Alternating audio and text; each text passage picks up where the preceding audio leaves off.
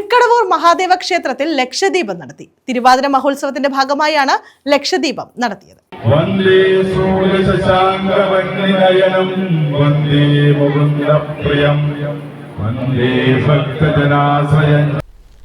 പെരിനാട് കടവൂർ തൃക്കടവൂർ മഹാദേവ ക്ഷേത്രത്തിൽ തിരുവാതിര മഹോത്സവത്തിന്റെ ഭാഗമായാണ് ലക്ഷദീപം നടന്നത്. ക്ഷേത്രമുറ്റത്ത് നൂറുകണക്കിന് ഭക്തർ ചേർന്ന് ലക്ഷദീപം തെളിച്ചു.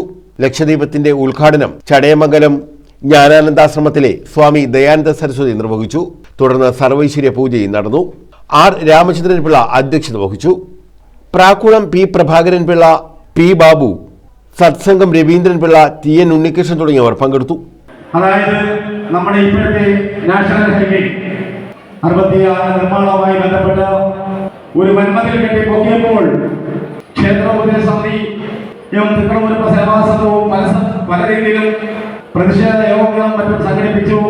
അതിനൊക്കെ ഉപരിയായി ശ്രീമാൻ ബി മുരളീധരൻ, കേന്ദ്രമന്ത്രിയായിരുന്ന ശ്രീ മുരളീധരൻ മുതൽ ഇന്നിപ്പോൾ കേന്ദ്രമന്ത്രി സുരേഷ് ഗോപി, ശ്രീ ജോർജ് കുര്യൻ, ബിജെപിയുടെ സംസ്ഥാന അധ്യക്ഷൻ ശ്രീ രാജീവ് ചന്ദ്രശേഖർ എന്നിവരുൾപ്പെടെ കേന്ദ്ര ഗവൺമെന്റിൽ സമ്മർദ്ദം ചെലുത്തി ഇന്നിപ്പോൾ നമ്മുടെ എടുപ്പ് കുതിരകൾക്ക് ആറാട്ടിനും സുഗമമായി ഈ ബൈപ്പാസ് ക്ലോസ് ചെയ്യുന്നതിനായി നമ്മുടെ നിരന്തരമായ ആവശ്യപ്രകാരം കേന്ദ്രമന്ത്രി നിലക്കെട്ടിൽ നിന്നും ദീപാരാധനയ്ക്ക് മുന്നോടിയായാണ് ലക്ഷദീപം തെളിച്ചത്.